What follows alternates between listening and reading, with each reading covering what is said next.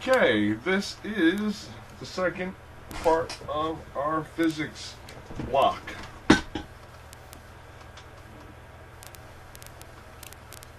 Girl, you dropping stuff. Okay, so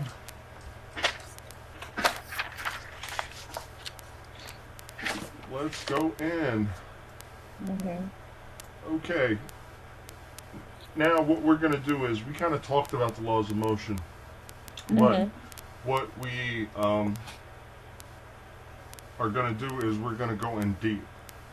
All right. So after this, you should have a pretty good idea of the three laws of motion that were given to us by Sir Isaac Newton.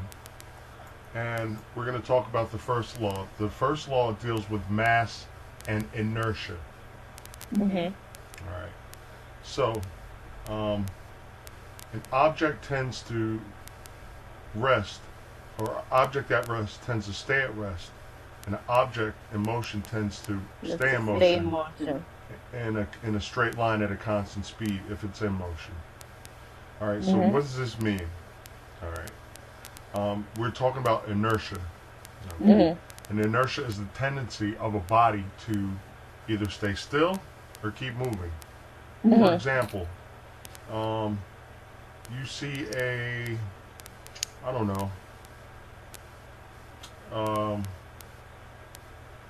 broom leaning up against the wall. It's resting against the wall. It's pretty much going to stay there, all right, unless Miguel comes along and knocks it over. We got to make him the culprit, right?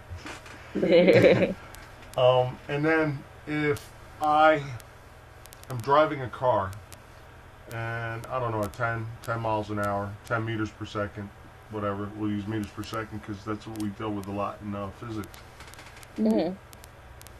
And we just take our foot off the gas, it's going to keep rolling. Now, in your mind, what eventually is going to happen? In my mind, I know eventually, because of friction, it's going to stop. Very good. Eventually. But it's going to take a while for that to happen. So the friction is going to slow it down. The friction between the wheels and the asphalt or whatever the ground surface is. All right.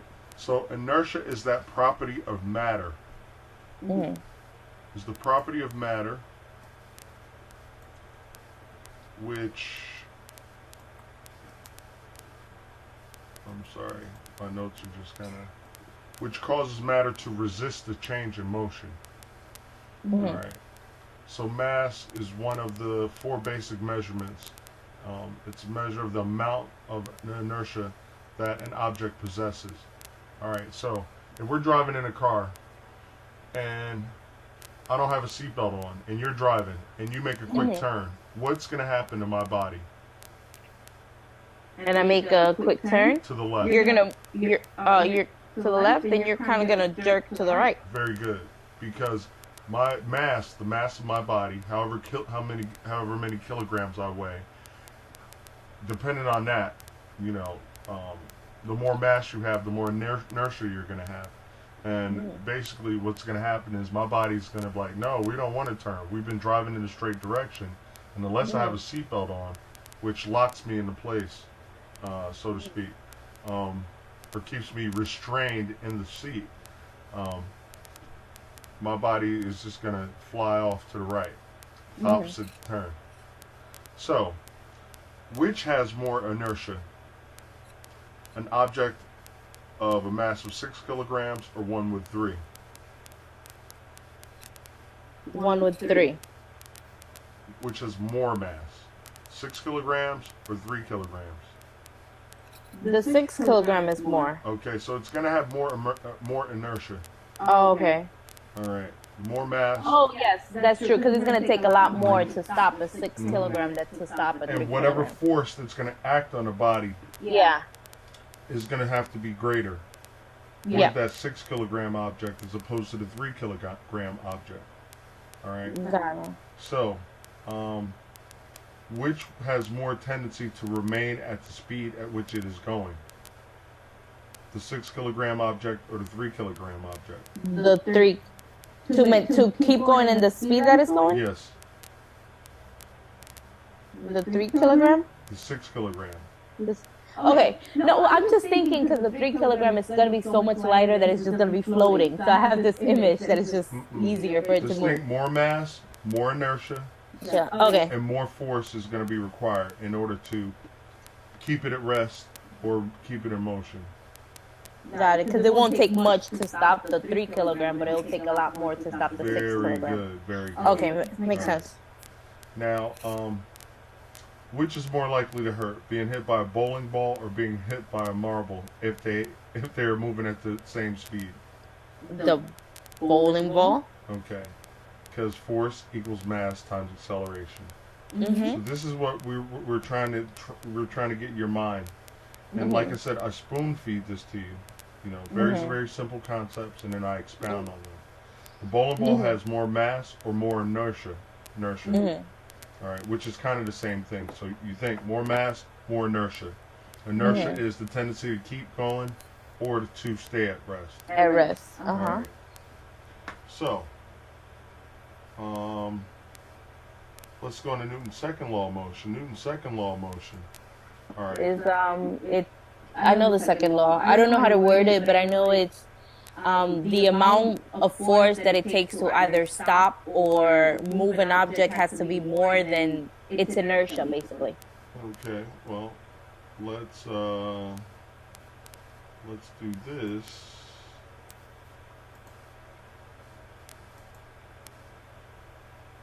And I'm sorry, I'm just splitting screens for a second, and we'll go in a second here. Now, Newton's second law of motion. Newton's second law of motion. I was saying that for the mic. According to the physics classroom, the acceleration of an object as produced by a net force is directly proportional to the magnitude of the net force, in the same direction as the net. Okay. Basically what it's saying is, according to Newton's second law, acceleration is produced when a force acts on a mass. The greater the mass of the object being accelerated, the greater the amount of force is needed to accelerate the object. So we're still going to keep coming back to this mass and inertia going hand in hand. All right. So what they have for Newton's second law of motion is, it's, how do I say it?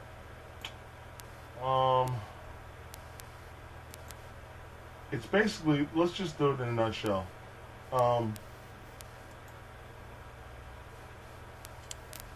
Force equals mass times acceleration.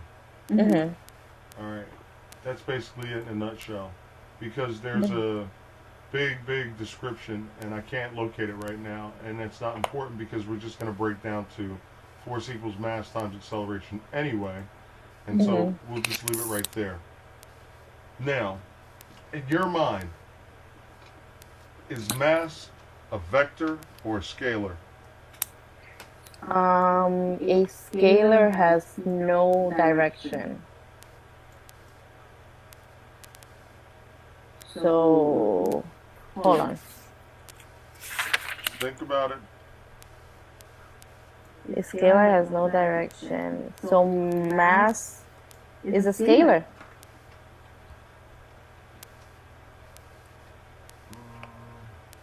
Very good.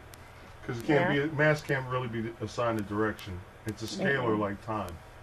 You can have an amount of mass. You could have amount of time, 30 minutes, 45 minutes, an hour, 2 hours, 3 hours. Mass, you could have 10 kilograms, 100 kilograms, 1,000 kilograms. All right. So,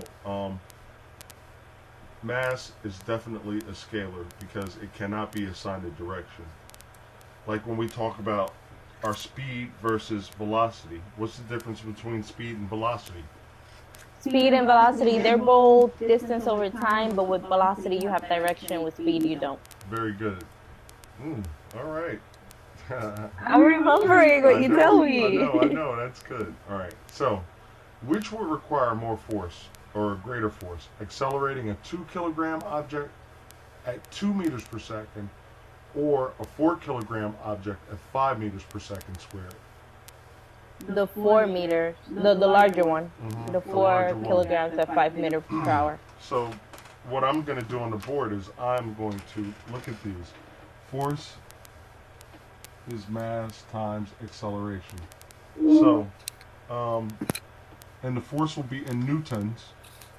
All right. So in the first example, we gave ourselves a 2 kilogram mass going at 2 meters per second squared. And in the second, we have a 4 kilogram mass being accelerated at 5 meters per second squared. Now, force equals mass times acceleration, so this would result in 4 newtons, and this would result in 20 newtons.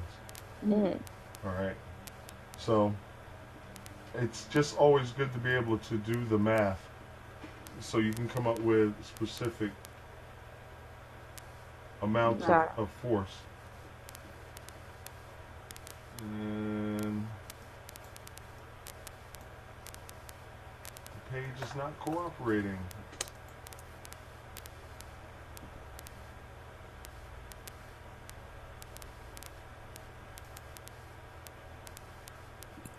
And when do we say joules instead of newtons? Joules is a unit of work. When we're trying to quantify energy. All right. When we're trying to quantify energy, we will use joules. And joules is what we talked about when we were talking about potential and kinetic energy. Now, since we're there, what is potential plus kinetic energy? Potential plus kinetic? I don't know. Total energy. Oh, okay. All right. Total energy. So the energy is never lost. All right. Got it. It's either going to transfer from kinetic to potential, but kinetic could be more at one point. Like when we think about our roller coaster, our kinetic energy is high when we are going up the roller coaster because kinetic energy is energy in motion. Potential energy is stored when we get to the top of the roller coaster. And when you're on a roller coaster and it kind of hangs, that potential energy is stored up and then it's going to be released. And then the transfer is going to go back into kinetic energy, which is energy of motion. Got it. Okay. Now, when we talk about acceleration, we find that if an object is slowed down, we have to assign acceleration to a negative value. And this, we're considering acceleration of vector.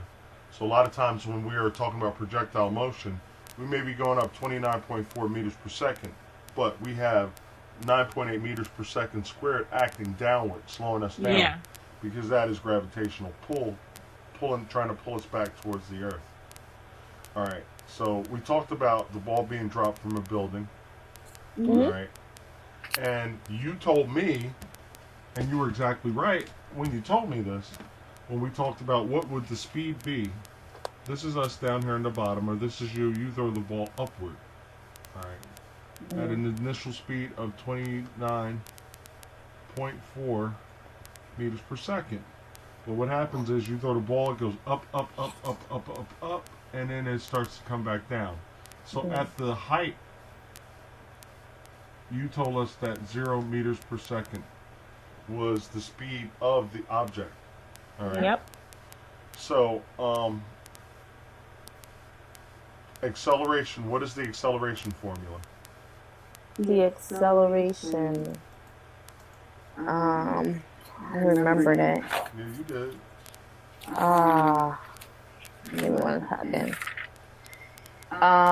It's the final Speed. final speed over beginning speed divided by time. Okay. Final speed minus initial Minus speed. beginning Yeah, speed initial divided speed. by time. Very good. All right. And then we have gravitational pull, which is V1. Well, we're not going to talk about that yet. All right. Let's come back. All right. So now what we want to do is I'm going to give ourselves a second here to think about this question. Okay.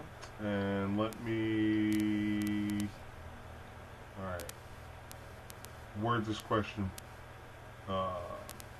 correctly. All right. So now, let's think about 4 seconds.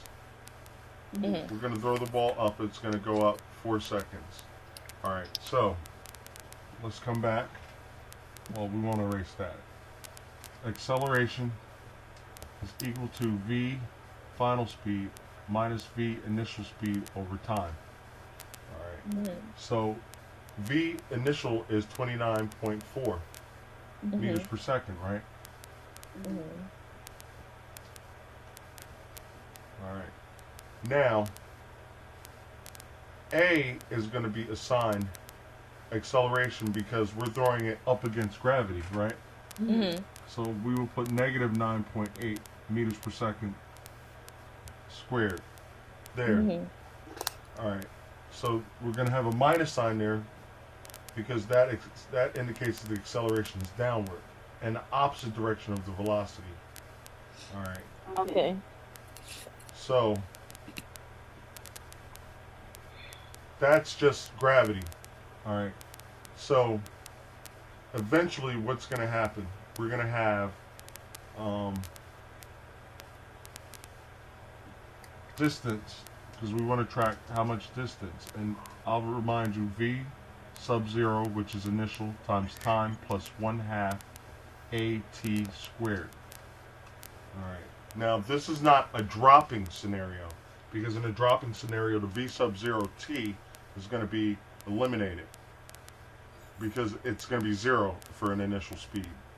That's half what again? 1/2 at squared. A square. Okay. So A represents the gravitational pull. All right. So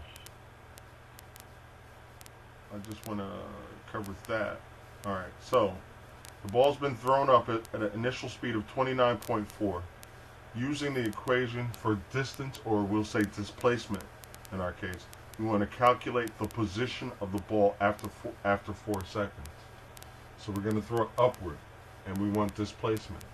So what is our initial speed?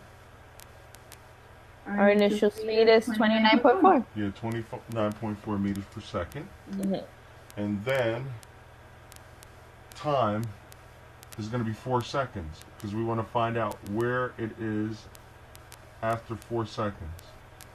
So when did you say 4 seconds? When you threw this ball upward, we want to know how far it got away from us in 4 seconds. Oh, okay. All right. So this is what we're calculating, the distance. So distance equals initial speed times time plus 1/2 gravitational pull times time squared. Okay. All right. So we have the 29.4 times 4, and we're gonna put a plus symbol there for the next section, which is 1/2. This is going to be negative 9.8, and then t is going to be 4. Again, so can you see everything plugged in? It's a little blurry, but I can see it. Okay, I'll write it bigger if I need to. It's just a little blurry. I don't know, for some reason. Okay. Don't be talking about my camera. Now, there you go. Wait, you fixed it for 1 second. I didn't do anything. There. I see it a little better now. Okay. So that's half of negative 9.8 times 4 square. Mm-hmm. And thank you for reminding me. I did not put my 2 there. So the 9.8 times half is going to turn into 4.9. I wouldn't do that. I would work with the parentheses first. Please excuse my dear Aunt Sally. Oh, yeah. So the 4 times 4 basically is 16. Mm-hmm. 16 times 9.8. Negative 9.8. Negative 9.8.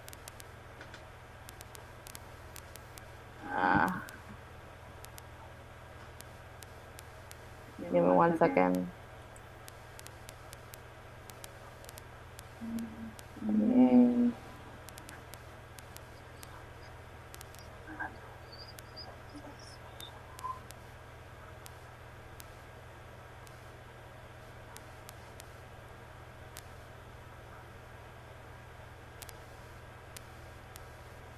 Okay. So I got 156.8. For this part? Yes. Okay, so you And I looked want at this. But you times gotta be half careful. now. You have to be careful. Why? Because Negative 156.8. Yeah, because gravity, we're fighting gravity. That's very important. Yeah. Now let's look at the positive side of things. Initial speed times the 4 seconds of time. So we have to multiply that. Well, times half now. No. Because this deals with this part of the equation, not this part. Yeah, but I still haven't done half of 156.8. Oh, okay. So, okay, work that out. So.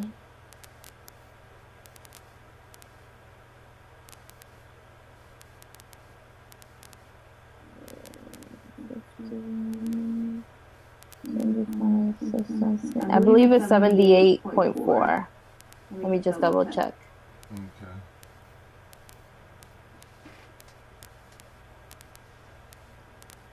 Yeah, so it's 78, negative 78.4. Okay, and then our 29.4 times 4. What is your answer? I thought that was basically it, because I remember from last time, because it's falling, it's going to be a 0. Okay. It's going to cancel out on the other side. Because that's the case when we're dropping it off a cliff or our car is dropping off a cliff. So that's why it's zeroed out. Because the initial vertical speed, if I take this, the initial speed of this eraser is 0 right now. When I let it go, then it will speed downward. So initial speed is 0. That's only with dropping. When we're taking an object and projecting it, projectile motion. All right. Then it's going to go up at initial speed. So V sub 0 is 29.4. So basically I got to do 29.4 plus 78 plus negative 78.4? No, 29.4 times time. T, there's a T here. Oh, times, okay. So 29.4 times 4, 16, 37, 3. I got 11.76. Okay. All right. And then I'll do 11.76 plus negative 78.4, correct? Okay, let me just check your math for a second. 16 is 4 squared. And 9.8 times 16, 48, 36, no, 54. 54, 58, 0, 9, 8. 1 decimal point, 8, 16, 15. 1 decimal point. 156.8, or actually negative 156.8. When we have that, what do we get? Then we'll divide that by 2, and I got 78.4. 78.4. That's negative 78.4. And then I'm gonna do that plus the 11.76, which is gonna give me negative. Hold on. Okay. I made a mistake because there's no way that 29.4, which is 30, it's got to be around 120. And what I did was I misplaced my decimal point. So it's 117.6. Okay, 117.6. Okay. All right. So 117.6, and then the negative 78.4 will give us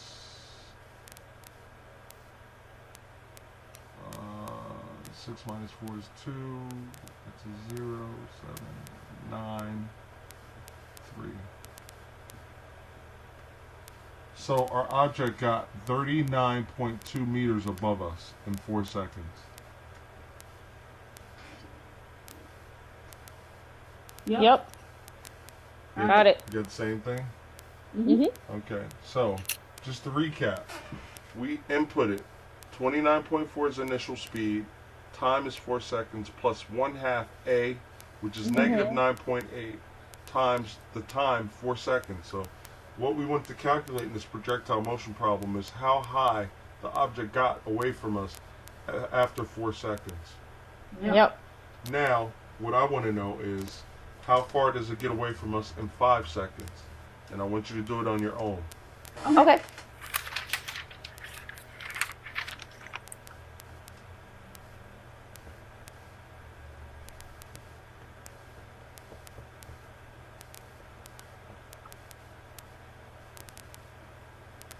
And we're going to change the initial speed, if you don't mind. Okay, no problem. We'll just even it out to 30 meters per second. So that velocity to the 0 power, it just means the initial speed. Because if it's dropping from the top, it's 0. So that's how I know it's going to cancel out with the time. But if we're throwing it forward, it's going to be that times the time. There you go. Okay, that makes sense. All right. All right, so now I'm throwing a ball up that's 30, right? 30 meters per second. 30 minutes per second. 30. Okay, and I want to know how far it goes in 5 seconds. Okay. So basically 30 times 5 is 150. And now I know I have 5 seconds and then half of the velocity, which is of the acceleration. I would multiply, I would square, I would deal with the Yeah, that's what I'm doing. Alright. I'm squaring it first.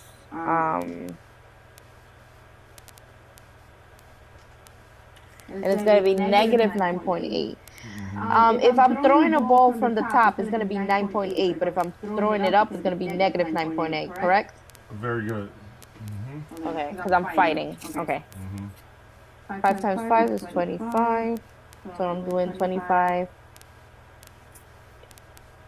times 9.8. Negative 9.8. Which is going to give me a negative number. It's going to be 40, 16, 17, 18, 19, 20, 20, and then 0. This is going to give me 45, 18, 16, 17, 18, 19, 19, 0, 5, 9, 10, 11, 11, 2. So it's going to give me negative 215. And I gotta do negative 215, half of negative 215, which is gonna give me 107.5.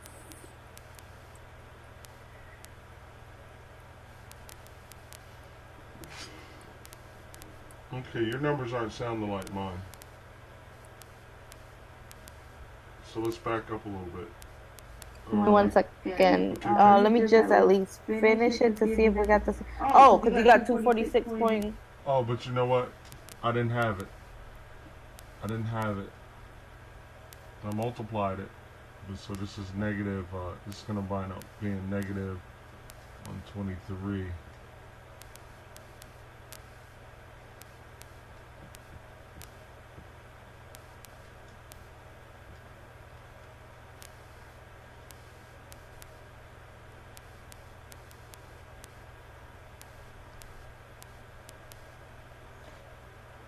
So my answer is 42.5 meters. What was your negative 9.8 times 25? Negative 9.8 times 25 gave me negative 215. Okay, let me double check that because I got negative 246 and let's see who is right. Alright. 25 times 9.8. So I think you're right. Maybe I did a mistake. 245. I was actually off. Let me just double check that. Let me see. 5 times 8 is 40. 45, 46, 7, 8, 9. Yeah, 245. Alright. 245, we divide that by 2. And it's going to be negative 122.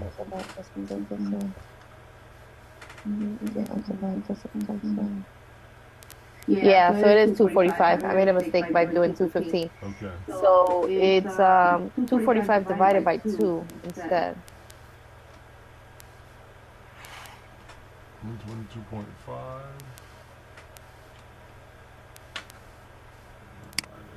So 122.5, I think it is. Mm-hmm. And then we subtract 150 from 122.5. mm-hmm.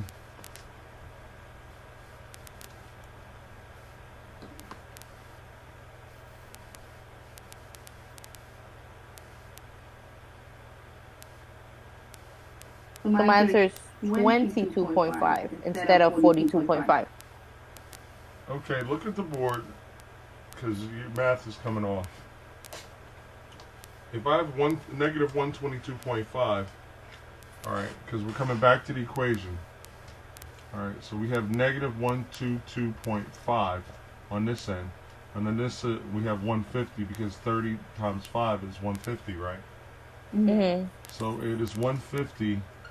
Oh, wait, I know how I did. I know what I did. I did 9 minus 2 equals 2, and 9 minus 2 is 7, so 27.5. Very good. Good job. Yeah. Okay. Is somebody here? Yeah, it looks like, yeah, they're muted. So, I mean, they can just watch.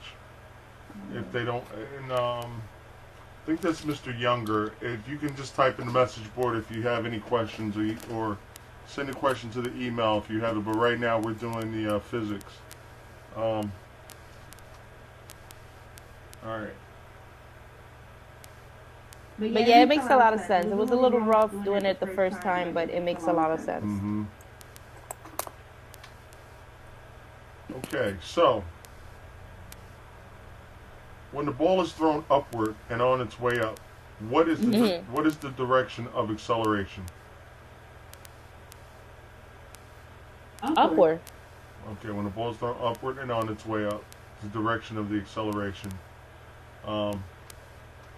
is upward. Now, when the ball is thrown upward and has passed the top of its path and it's on its way down, what is the direction of acceleration?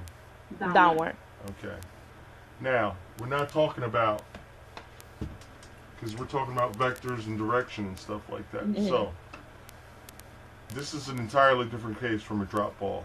The accelerating force is towards the southeast. What is the direction of the resulting acceleration?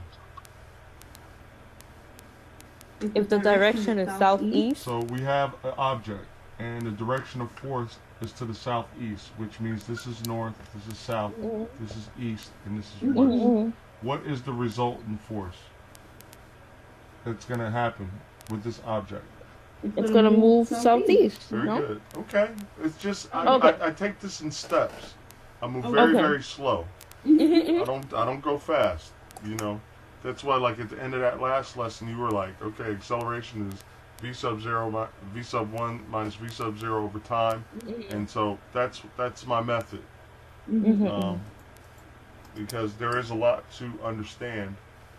All right. No, it's just when you throw an easy question, I'm waiting for, like, the hard part, so I doubt myself. I'm like, where's the trick? Okay. So now we're going to kind of go into units used in Newton's second law of motion. Now that we have that covered.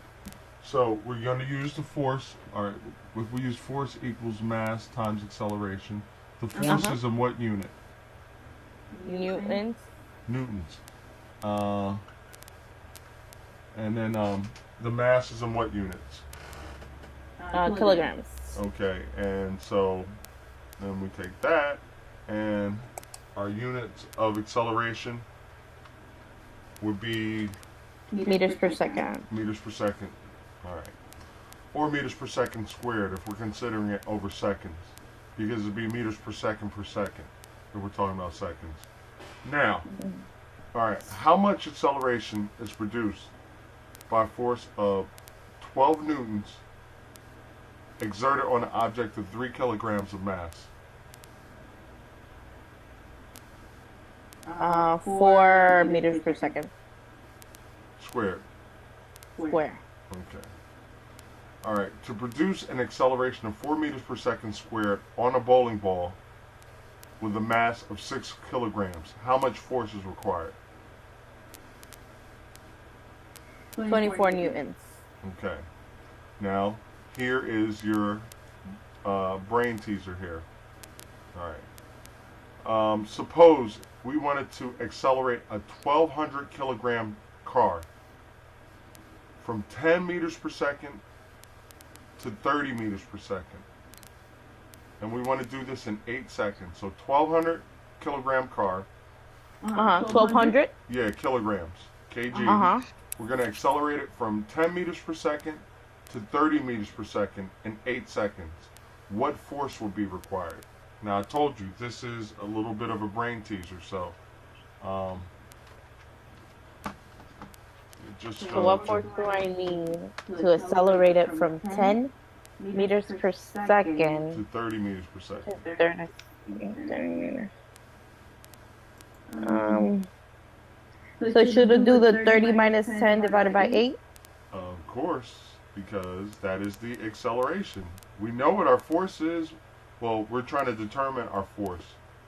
It'll be 20 divided by 8, which is 4 times 5 is 20. Let me see. Okay, so you don't get yourself lost. Acceleration 2.5 equals v sub 1 minus v sub 0 over time. So v sub 1 is 30, and v sub 0 or v initial is 10. All right, so that's going to be 20, right? And we want to do this in 8 seconds, right? Yeah. So what was your answer? I'll be doing 1,200 times 2.5. All right. 20, No? 20 divided by 8 is what? 2.5. Okay. Just wanted to make sure you're making your proper steps. All right, 2.5. So now we know we have our unknown force. The mass is 1,200 kilograms, and the acceleration is 2.5. Yep. So that's what I'm trying to do now. 2.5 times 1,200. Which is going to give me 500, 600, 3,000 newtons. You are absolutely right. Yay. Right. So that it came in handy, the acceleration formula. You gotta keep all that in mind. And I remembered it. Yes, you did. All right. Now, you already calculated the necessary steps, and you did that part as well. All right. Now let's talk about mass and weight. So suppose we have a 1 kilogram object accelerating to the rate of 9.8 meters per second squared. You know that a force of 9.8 newtons must be accelerating the object. So that's what we have to keep in mind. 1 kilogram it's being accelerated to 9.8 meters per second. We know that there's 9.8 newtons of force because it's 1 kilogram. All right, because the force equals mass times acceleration. So 9.8 newtons equals 1 kilogram times 9.8 meters per second squared. Does that make sense to you? Sort of.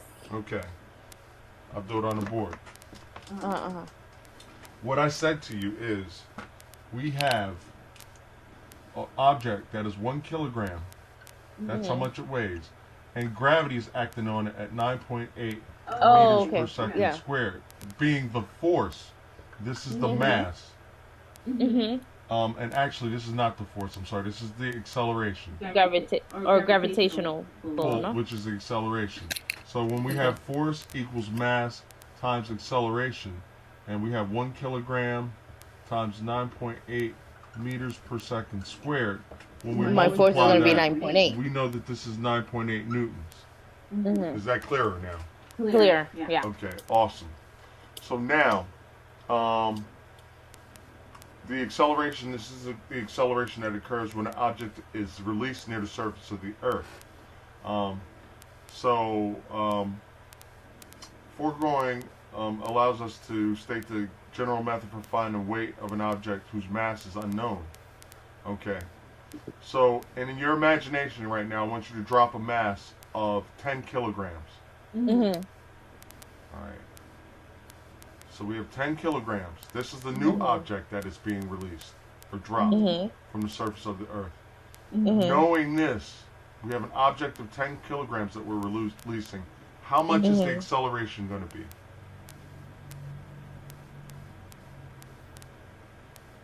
How much is the acceleration going to be? Isn't it going to stay the same as 9.8? Meters per second squared. Very good. Yeah, because it doesn't really matter. The weight doesn't matter. Yeah, it doesn't matter. Like on our cliff problem, if we dropped the ball or drove a car off a cliff, they're going to hit the ground at the same time. All right. Yeah. Now, how much? The force is going to change though, because now you're going to have a force of 98 newtons to keep that. Yeah, well, 98 newtons is okay. So you just answered my second question. How much force? How much is the force that causes the acceleration? Yeah. Right. So now it's 98. That changes because obviously it's heavier. All right. And the weight of the object, although we call it 10 kilograms, would be actually equal to 9.8 newtons. All right. That is just a conversion. All right. All right. So we see a definite distinction, just like speed and velocity. What's the difference between speed and velocity? Speed and velocity, the direction of, oh my god, I already knew this and I forgot. Direction. Yeah, direction. Velocity has direction. Okay, speed does not have direction. Speed is Speed just does speed. not. Miles But per they're hour, both meters per distance second. over time. Yeah. All right. Or displacement over time. Or displacement over time. Okay. Now, which system, metric or British?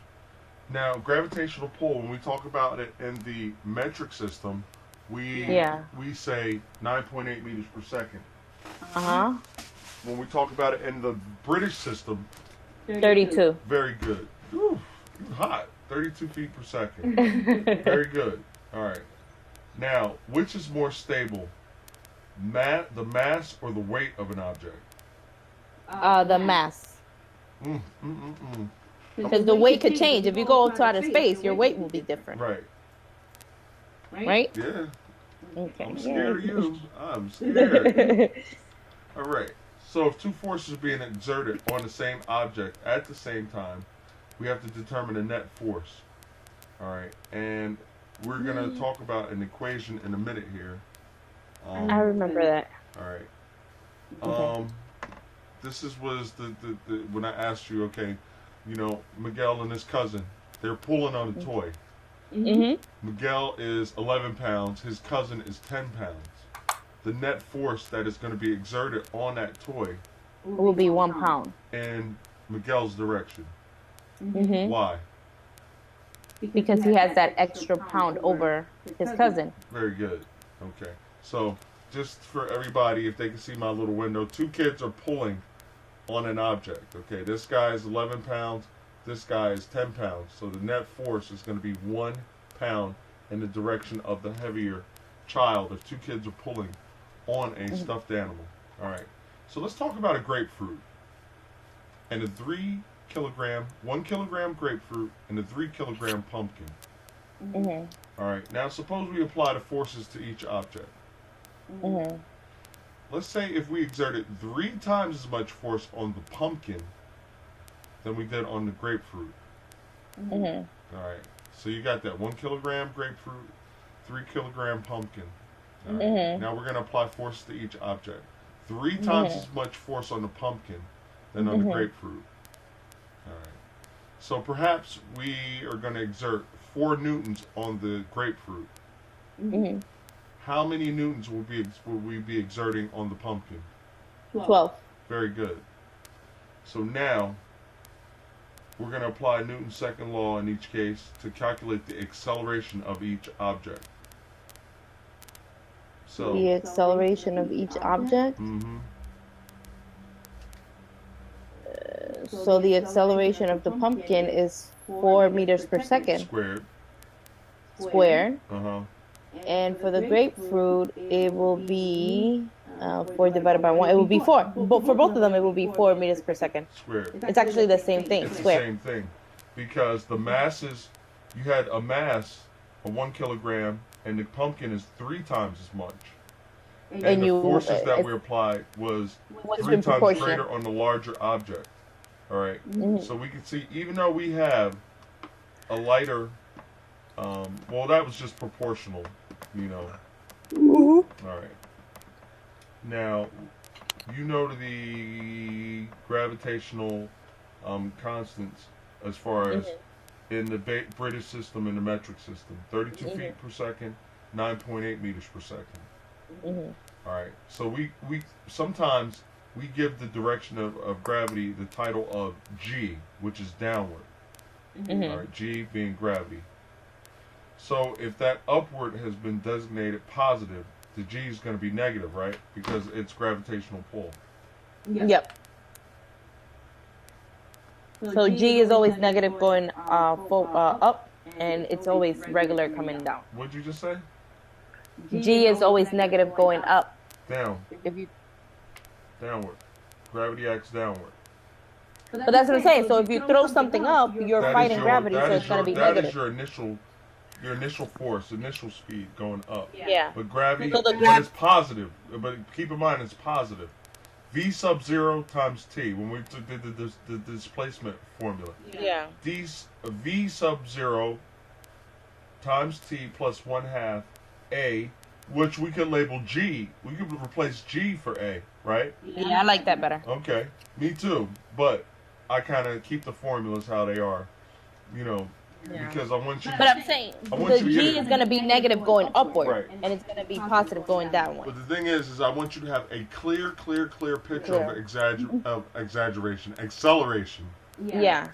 Before, but then after you get it, then you can play with stuff all you want. You can be like, look, because me, I do G, because I understand gravity is negative when we're talking about projectile motion.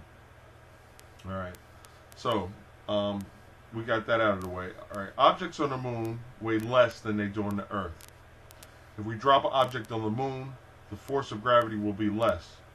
And according to Newton's law, it's going to have less acceleration. In fact, the acceleration of gravity on the moon is about 1/6 of the acceleration of gravity on the Earth. All right, so now in considering an object's weight on the Earth and on the moon, we considered the differences in the forces of gravity at the 2 locations. But we didn't consider we don't consider their mass. Why don't we? The mass is going to stay the same. Very good. Oh, you hot. I'm gonna start calling you Steph Curry. Stop it. You the Steph Curry. You're gonna be the Steph Curry of physics. My brain better not go blank when I'm taking the test. You'll be fine. Your training is gonna take over. I'm not worried about that. All right. When I put you under pressure, well, I didn't really put you under pressure, but you're like, wait, because you wanted to solve it so bad. Yeah. And your numbers were right. You just forgot the negative sign, which means you moved a little bit too fast. But I was impressed that you got the numbers right. Right. You actually factored out the radicals and stuff like that. So, all right. So an object's mass is the same on the Earth as it is on the moon. There's not going to be any difference in mass. Okay. Let's talk about terminal speed. All right. So, in actual practice, falling objects do not continue to accelerate at 9.8 meters per second squared as they fall. The failure to continue gaining speed at the same rate is caused by the upward force of air resistance. Mhm. Okay, so even though something is falling, air resistance is going to play a part in like slowing it down a little bit. The air molecules do not It's want kind to. of like the friction, right? Yeah, well, friction. Yeah, I guess. Yeah, basically, yeah, you're right. It would be friction. Okay. Okay, but the air molecules, they're like, they're slowing it down because they don't want to move out of the way as fast. All right, so if you knew the numerical values needed, how would you calculate the net force exerted on a ball? We're talking about weight, and we're talking about air resistance. Which way would the vectors go? So the weight. If the weight is always going to be. No. All right, we're talking about vectors. All right, because when you run into these crazy questions that they pull out in the mechanical comprehension section. All right, we're talking about terminal velocity. Now, I told you that we have an object falling. Let's just say it's a ball. All right, and the air does not want to move out of the way. Well, the friction. So this ball is falling. All right, and we get another color. So now we're talking about forces, air resistance, and the weight of the object. All right. So we're going to assign vectors. That's all we're doing. There's nothing tricky or anything like that. It's not a trick question. What direction is the air resistance exerting force? Upward. Woo! Steph Curry. And the weight of the object is going in what direction? Downward. That's it. That's all. That's all we were doing. All right. Oh, okay. So, in order to come up with the values, then what essentially would happen is we would subtract air resistance from the actual weight of the object. Okay. So Newton's third law of motion: for every force, there's going to be an opposite force. An equal reaction. Right. Every action is going to be a opposite reaction. Okay. So this is how you're going to have to start looking at these problems. You're going to have to look at the forces. When we did the balloon and the sandbag problem, then I made you label every force. I made you label every distance that when that sandbag was released, and actually made you track the speed in the whole entire time. Because this is how you have to analyze these questions. All right. When you keep your forces and your speeds and you know your formulas and you keep all that in check, you're going to be good to go. You're going to rip through it and get a great score and tell me how great a tutor I am. All right. Now, let's see here.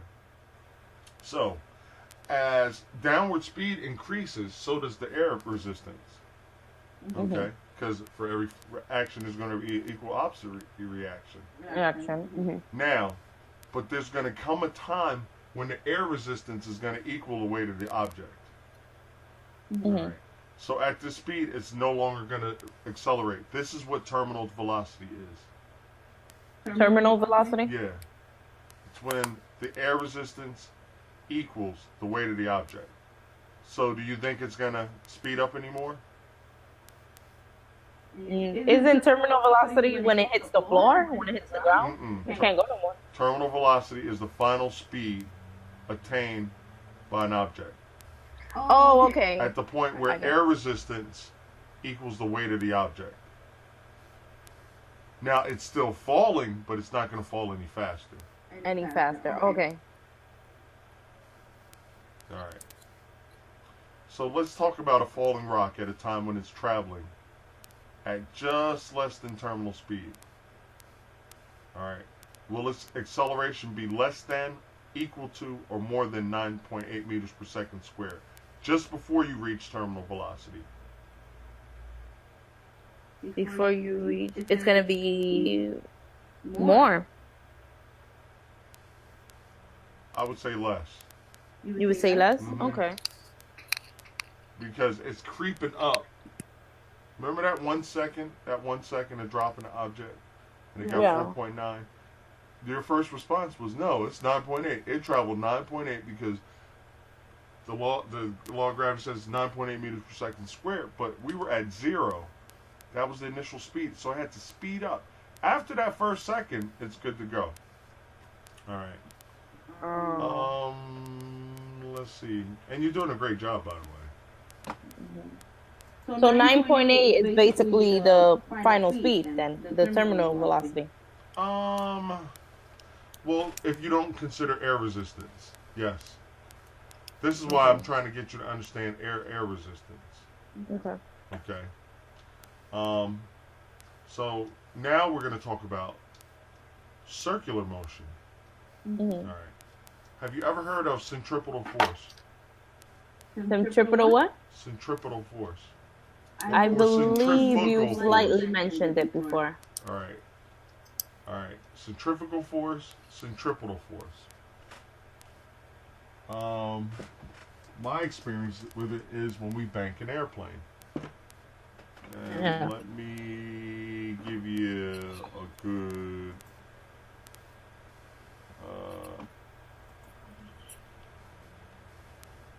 centrifugal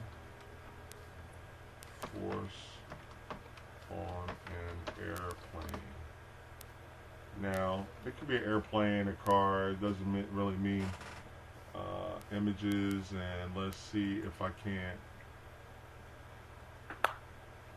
Let's see if I can't. I'm gonna go grab a soda. Okay. Get it.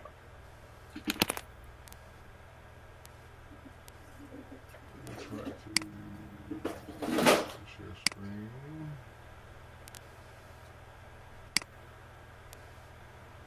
Share.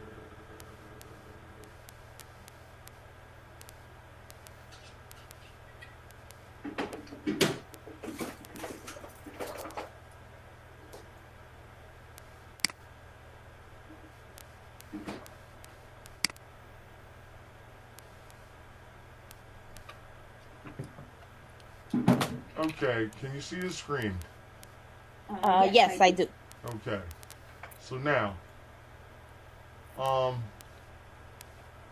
we have centrifugal force acting to the outside of the turn, and centripetal, like rose petal, centripetal, acting to the inward side. Now we call in aviation we call centripetal force the horizontal component of lift, but it is centripetal force. Centrifugal or centrifugal acts to the outside of the turn. Okay. Now this plane is turning, so actually what's going to happen is, and I'm going to stop sharing for a second. So as the plane, well, let me get this little bugger out of the way there. Okay, I had something floating on the screen. So if you can see my screen, when the plane starts to turn, it's going to be on a curved path like that, right? Yeah. So now here's a point. We're going to say the turn started. All right, and we'll just pretend that it's equal distance around the turn. So this is going to segue into circular motion. All right, and this will be our last topic.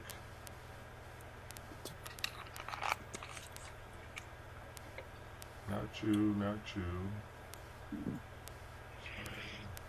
All right. When an object moves in a circle, so we're going to assume that this plane we do a maneuver called turns about a point. All right, where we have to maintain a certain altitude and divide our attention. We're still scanning, looking for airplanes, and we're maintaining a circular pattern around a certain point. All right. This is a visual maneuver that we do in flight training when we're teaching pilots. All right. So when an object moves in a circle, there's an unbalanced force that acts on the aircraft towards the center of the circle.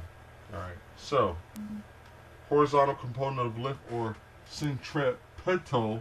So CP is acting inward, and CF, centrifugal force, is acting to the outside of the turn.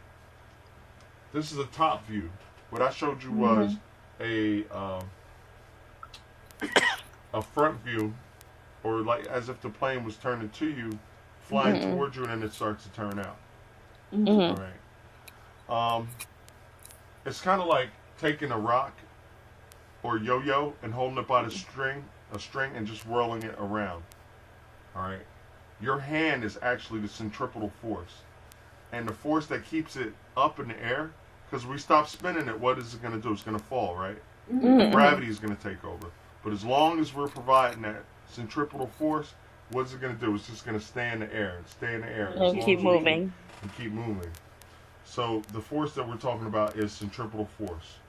Right. And then the centrifugal with the F is what's trying to push against you. Yes.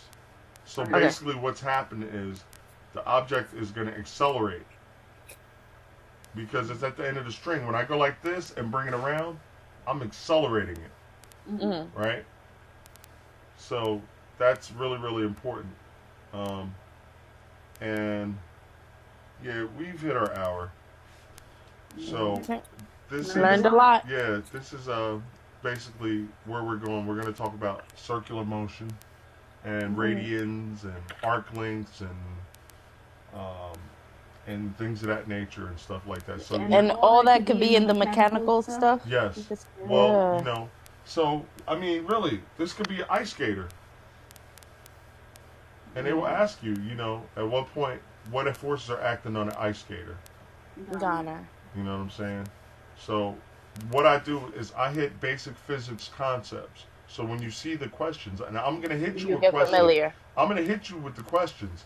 And then I'm going to be like, what basic force of physics or concept of physics applies to this? This way you can go into that test bulletproof. They can throw whatever they want to throw at you. You will kill it. Got it. All right. So tomorrow at 11? Yeah. Okay. So for all my good people out there in YouTube land, I'd like to thank you guys for taking time out to watch this video and everything. And Kari, I'd like to thank you for participating. You did an excellent job as always. And that's really about it.